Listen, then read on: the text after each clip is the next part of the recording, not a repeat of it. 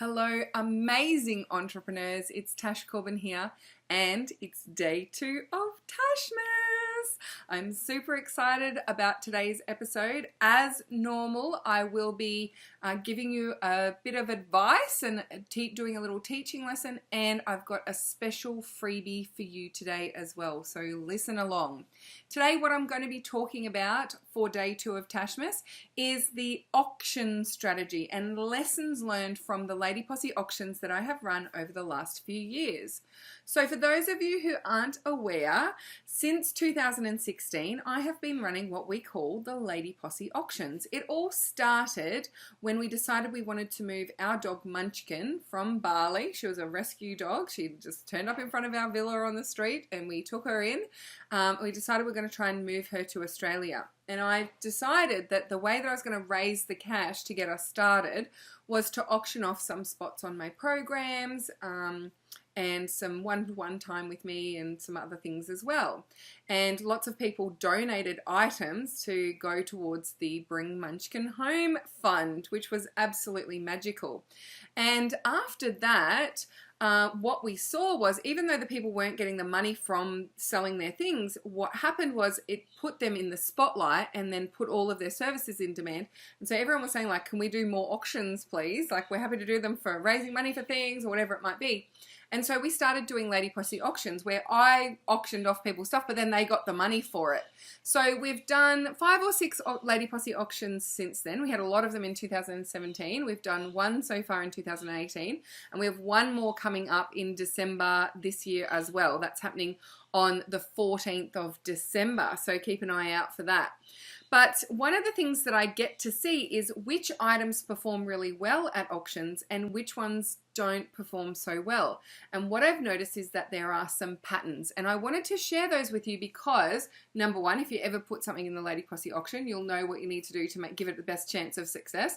But number two, it's these lessons actually apply to promoting your services in Facebook communities and promoting your services on your page and promoting your services to your mailing list. These lessons are actually translatable across all different platforms when you're marketing your products and services. So I thought it was a great opportunity for us to look at some of those patterns and see how you might be able to increase or improve your strategies so that you can start to create those results for yourself as well. Now, the first thing I want to say is that most people assume the things that have the bidding wars and get the highest rates of sale in the auction are the things that have the highest value. So, you know, those 20 session packs or the 1 year of working with someone or something, you know, build your whole website and do your SEO and do this and it's $10,000 value. You would assume sometimes that those things would sell for the highest and that people would be really going on a bidding frenzy for them. But that is not the case. And particularly with Lady Posse auctions, some of those big value items have gone for very low ticket prices, and it's because of the other factors. Now, if you think about how this translates to the way that you sell and market your products and services in the online business world, think about all those courses that you see where they have, like, you get a Facebook group and it's valued at $2,000, and you get 8 masterclasses valued at $8,000, and then it's like $38,000 value for just $14.95, right? And when you think about it, what they are trying to do is use this strategy, this beefed up value strategy, and help get people to see the value of what they're selling based on what it's worth. Now, besides the fact that it's totally illegal to do that in Australia, do check Australian consumer law if you don't believe me, it doesn't actually work on people. And I think this is very well demonstrated in the auctions, because we've had items that have been normally $150 that have had 12 people bidding on them and sold for $148.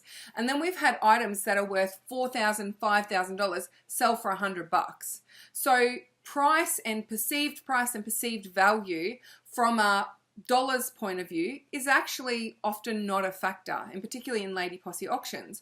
So what are the factors that really influence how well an item does at auction? First and foremost, it comes down to presence. How much do people actually know you, and how present are you with them? So I'll break that up into 2 spaces. So first and foremost, if people don't know who you are, and they've never heard of you before, they might have seen your thing at a glance but never really been interested in your work before, then when they see it at auction, the bidding frenzy part of it is not necessarily going to have a huge influence on whether they bid or not. And same with when they see the things in the online business world. If I don't see you other than these random offers, then chances are I'm not actually going to be that interested in your work. And I'm not necessarily going to resonate or feel that I have that connection with you. So there's that sense of we know you. Now, how can you fast track how people get to know you? Your face and your name are two very critical elements for that. So if I don't see your face a lot and see it with your name, I don't know who you are. Like, it seems like a really fundamental thing to say, but like, in order to know who someone is, like, you need to know this is what I look like and this is my name. Like, that's how we identify each other as human beings, right? Zebras recognize stripes, humans recognize faces. So if you want to feel like you have that presence and people know you, we need to see your face. And people are so resistant to doing selfies. I was when I first started my business as well. But very quickly I realized the more I shared photos of myself and the more selfies and the more videos, the more presence I had, the more people got to know me, the more they felt like they know me, and the more people feel like they recognize me. And I get stopped at the airport all the time now. I get stopped when I'm in Brisbane in the city and people are like, oh my God, it's Tash, hi. And it's like, people, not, number one, they know me and recognize me. Number two, they feel confident and comfortable enough to stop me in the street and say hello because they feel connected to me as well. That is a good thing. That is an absolutely amazing thing.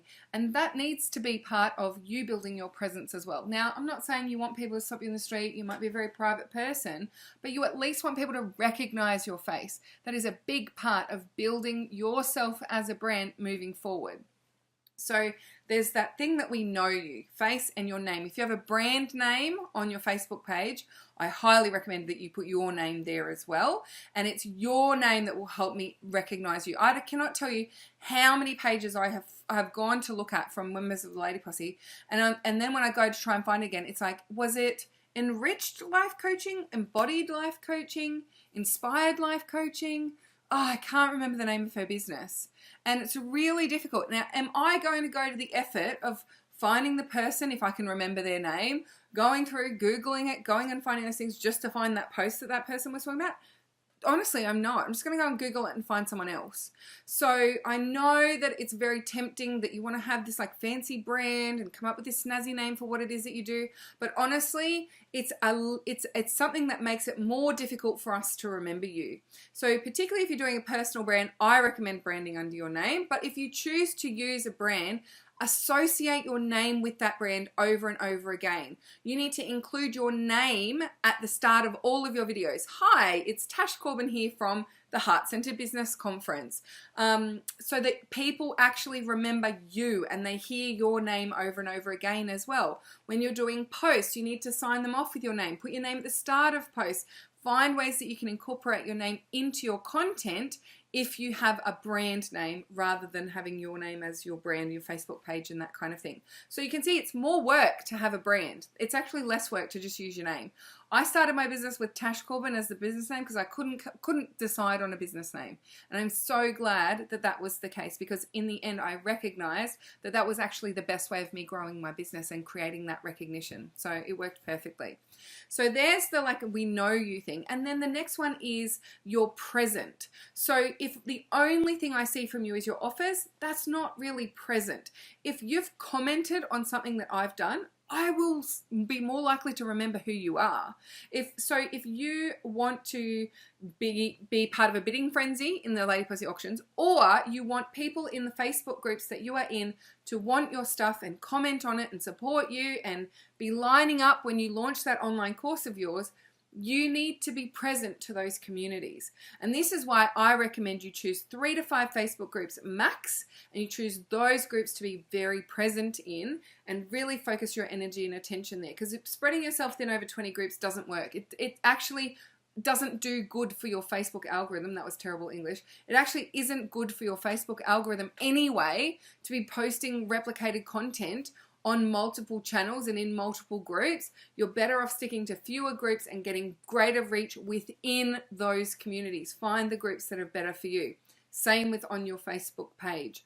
So so there's those two parts of presence. It's knowing who you are and then seeing you regularly and hearing from you regularly, and that hearing from you regularly being of value.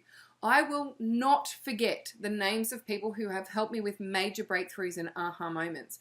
And those major breakthroughs and aha moments have come from their blogs, their videos, their Facebook lives, or their genius tips. When they've shared something, I'm like, oh my gosh, that's why that happens. I will remember that person and I will quote that person. I'll say, well, I did this experiment with Joe Bendel was talking about when you have less hours, you get more done. So I decided to work 1 hour a day for a week, and I got more done in that week than I did in the previous month. It was amazing. I will never forget Joe Bendel for that. I will never forget the people who helped me have those breakthroughs. If you aren't regularly creating value, teaching people something, helping them achieve something, giving them advice, if you're not regularly creating those aha moments, those light bulb moments for people, they're not going to remember you. They're not going to feel that sense of connection with you. So and particularly with your free content, be generous and be consistent and prolific in your content creation. The second key area that I want to talk about, other than presence, is actually consistency. And particularly when it comes to your emailing list, your newsletter, and your content creation, your blog posts or video blog, audio blog, podcast, whatever it might be, you need to get consistent with those things. If you are in my inbox every single week, if I have a chance to go and watch your video blog every single week, you pop up on my YouTube subscription or you pop up on my iTunes podcast subscription every single week, and every single week you're teaching me something, sharing something, helping me to move from point A to point B, we're going to create that relationships. Then when you go to promote an offer or share something, I'm going to, of course, be interested in buying it. And at the auctions, we see it as bidding wars. And in the Facebook groups, we see it as offers selling out and launches doing really, really well. And I've even seen, the reason why I want to share this one, I've seen people who have kind of been out of the group for a while and they've disappeared, and we haven't seen much from them over a 6 to 12 month period, or even shorter sometimes. And then they put something into the auction and think, okay, this is going to be like my coming back moment. Lots of people knew me in the group, and then I'll see me put something up for auction and that will be really amazing. And they got crickets because the people who are at the auction, like, some people don't remember you. Oh, there's that chick from that. But they haven't had a consistent relationship with you. And so you've kind of dropped off their radar of someone that they want to work with, or someone that they see that they get a lot of value from. So how can you dial up your consistency in your business so that when it comes to making offers, being in the auctions, posting, doing a launch, people actually are hungry for what it is that you have to offer? So there are some of the key things that I see really do contribute to which things do really well and which things don't in the auctions. The last thing is messaging.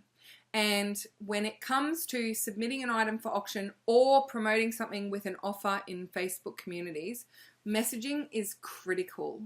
And so many people just dial it in. I'm a life coach. Well, you can have 8 life coaching sessions to work on whatever you want to. I've seen coaching packages of 12 to 20 coaching sessions sell for under $200 because the messaging was totally off. It was broad. It was like pick and mix.